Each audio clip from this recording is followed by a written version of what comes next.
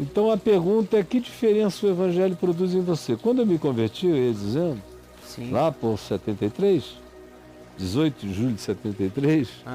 18 de junho? De julho. Julho? O que se dizia, e eu ouvia desde menino em todo lugar, o que diferenciava o crente, supostamente o indivíduo que cria no Evangelho, no mundo, é que ele não jogava, não dançava, não bebia e não se divertia. Isso era o que caracterizava o crente. Sim. E quanto mais você fosse assim, mais santo você seria. Todo mundo do passado lembra como era. Ainda a maioria das igrejas de rótulo pentecostal tradicional apregoam isto.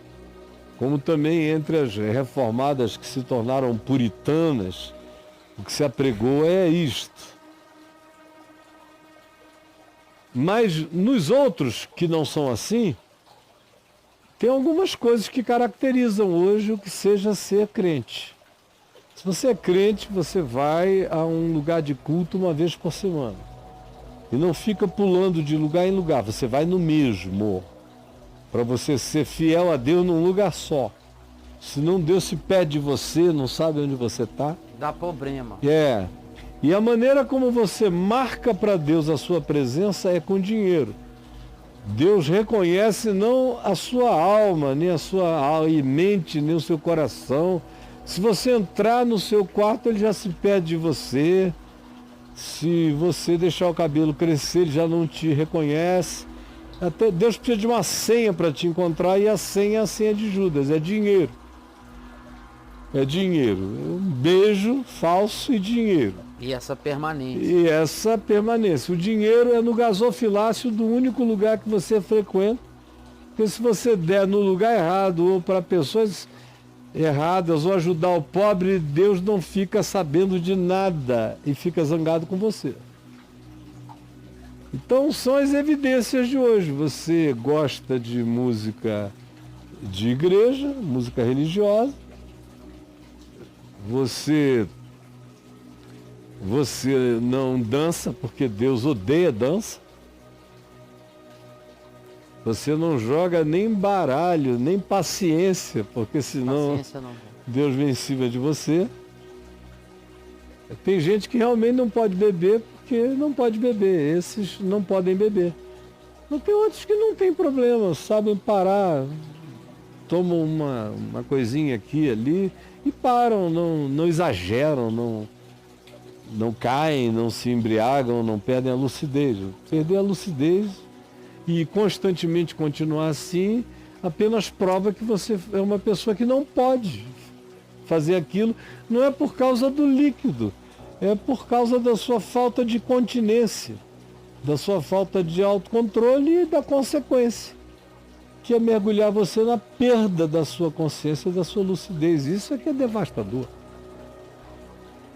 E colocar você em outras formas e expressões de práticas existenciais e comportamentais sobre as quais eu falo amanhã, por exemplo. Né? Então, você tinha me perguntado, a gente está falando do tema de hoje. O que diferencia o que diferencia? Então, para a grande maioria das pessoas são externalidades. Antigamente era muito mais também a roupa. Você sabia quando uma pessoa era crente de igreja, de religião, de longe.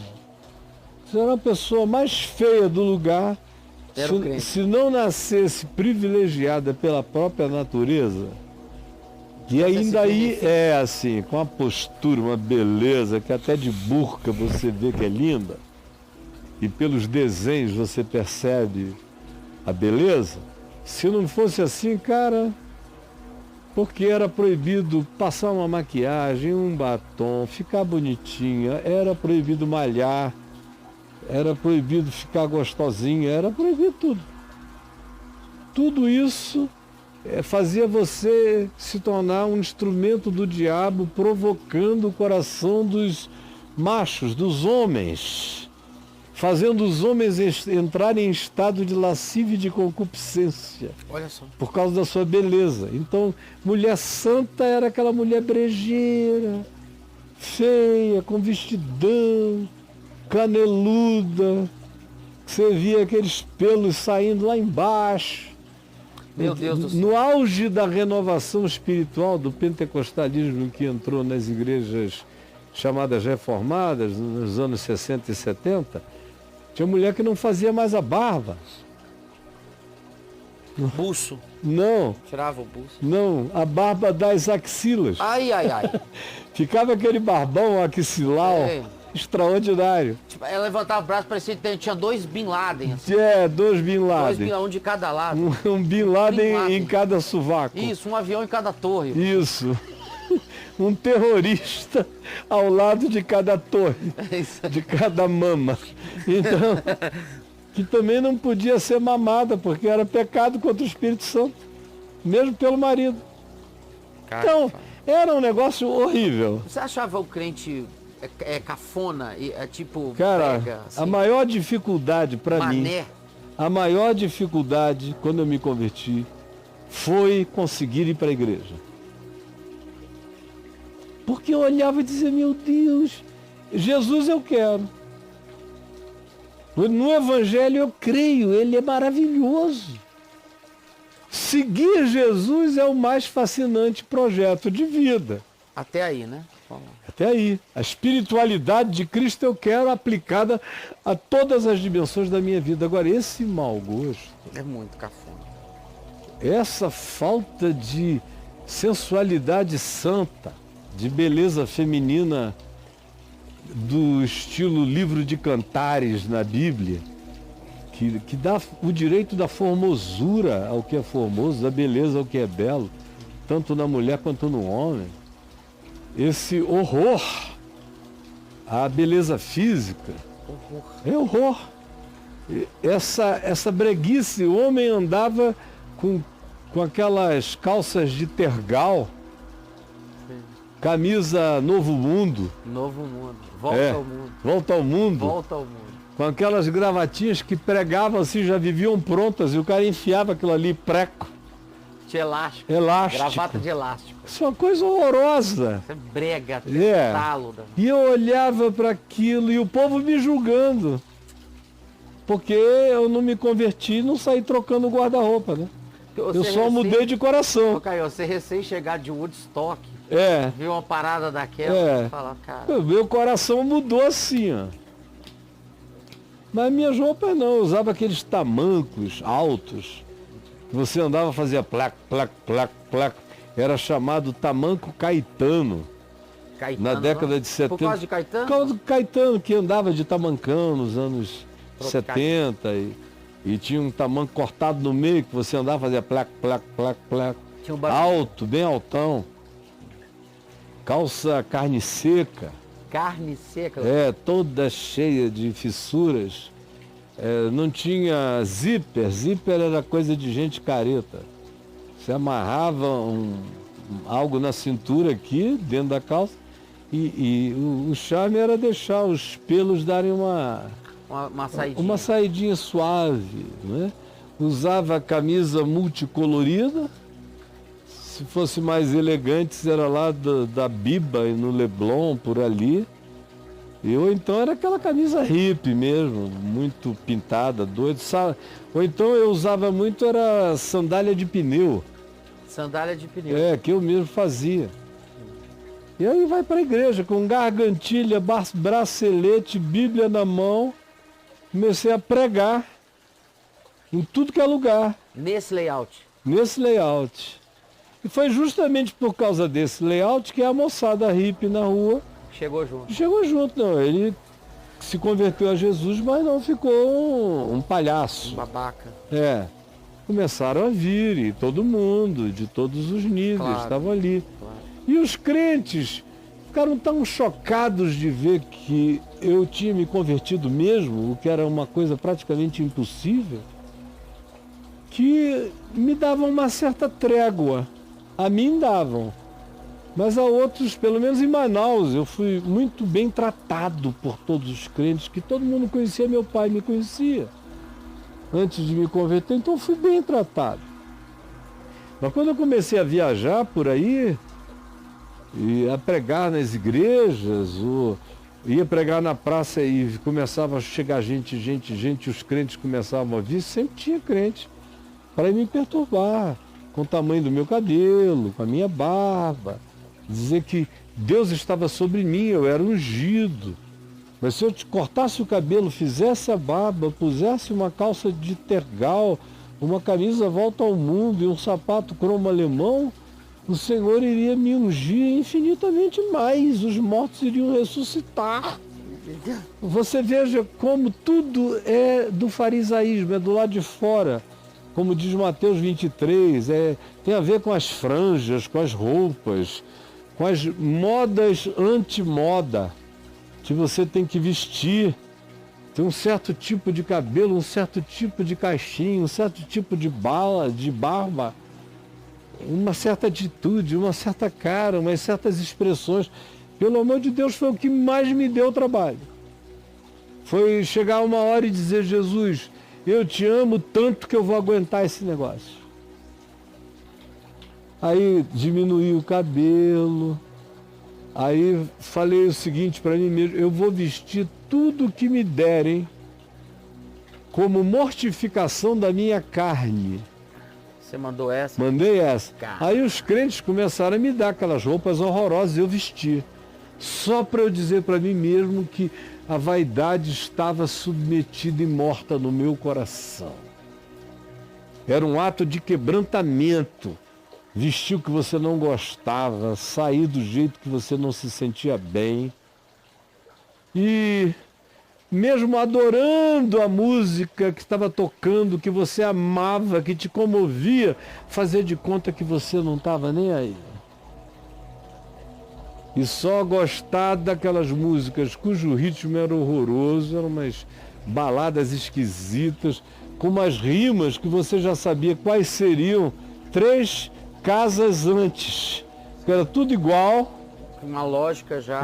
Jesus tinha que logo depois vir luz, tinha que logo depois vir cruz, tinha que logo depois... Um amor com dor. Coração, então era paixão. Aquilo tudo já adivinhado, era um script só.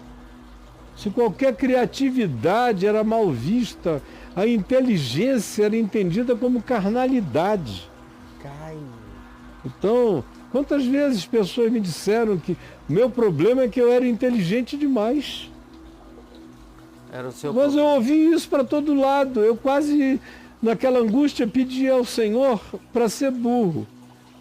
Mas eu não conseguia. Então o que eu fiz? Eu fiz alguma coisa. Eu parei de falar das coisas que passavam pela minha cabeça, que eram tão óbvias e provocantes. Por algum tempo, porque eu dizia, eles vão sempre entender que eu estou querendo chutar a bola para fora do estádio. E não é isso, eu só estou querendo que eles pensem e vejam o óbvio. Então, a maior dificuldade foi essa. Você segurou isso até quando, Caio? Até que ano? Assim? Eu fui largando devagar. Quantos anos você segurou essa onda aí? Há uns bons 15 anos.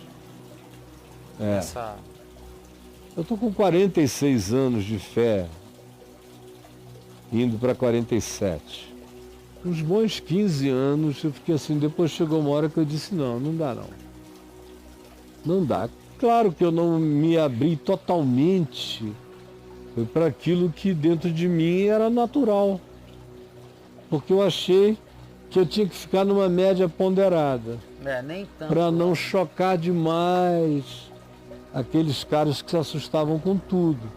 Até que devagar eu fui vendo que os que se assustavam com tudo eram justamente os fariseus, os casca grossa, os capitães do templo, os sumos sacerdotes, porque o povo mesmo tinha cada vez menos problema. E o chamado mundo, ou seja, o pessoal do lado de fora dessa agremiação, dessa seita, ou dessas muitas seitas religiosas, desses grupamentos de uniformização humana, Ok. o pessoal fora não estava nem aí. Quanto mais natural eu fosse, quanto mais a minha traição precisasse de uma senha, mais eles me ouviam. Mais natural eu era, mais humano. E então, depois de uns 15 anos, eu fui deixando para lá.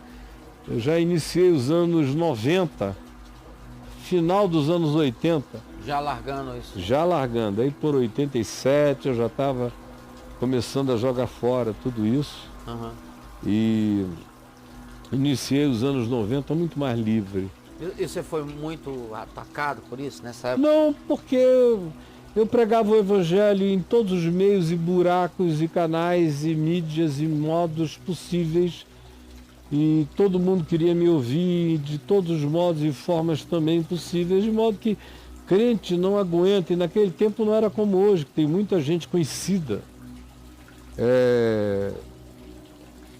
falando de Jesus, certo ou errado, ou ensandecidamente, mas esse nome é repetido. Naquele tempo não tinha. Então eu era um ente meio solitário no meio do mundo, falando de Jesus e falando direito sobre Jesus.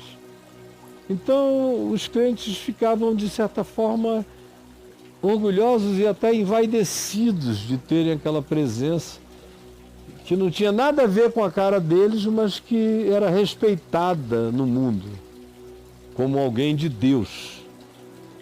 E aí eu fui seguindo devagar. Foi só depois mesmo que eu me divorciei da instituição religiosa, que foi a pior coisa, não foi divórcio conjugal. Esse aí teve lá o seu impacto, mas ele só teve o impacto que teve porque ele foi acompanhado do meu divórcio institucional. Eu falei, não, eu também não quero mais continuar sendo um ente casado com nenhuma instituição. Eu quero ser livre como eu me converti. E aí eu tenho exatamente a cara da minha alma. A minha alma, durante todos aqueles anos, teve a cara que eu tenho, eu só não podia mostrá-la.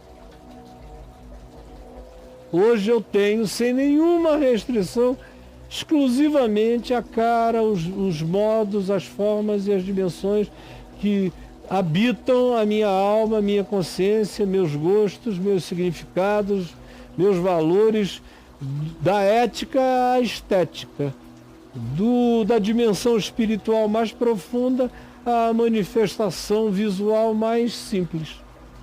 Eu estou aqui inteiro.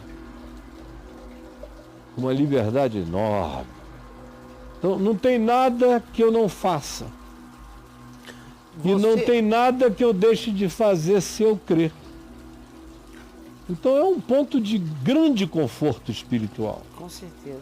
Psicológico e de presença no mundo. Porque o que os outros dizem ou pensam, em favor ou contra, quem fala em favor não está me dando força, e quem fala contra não está me tirando energia.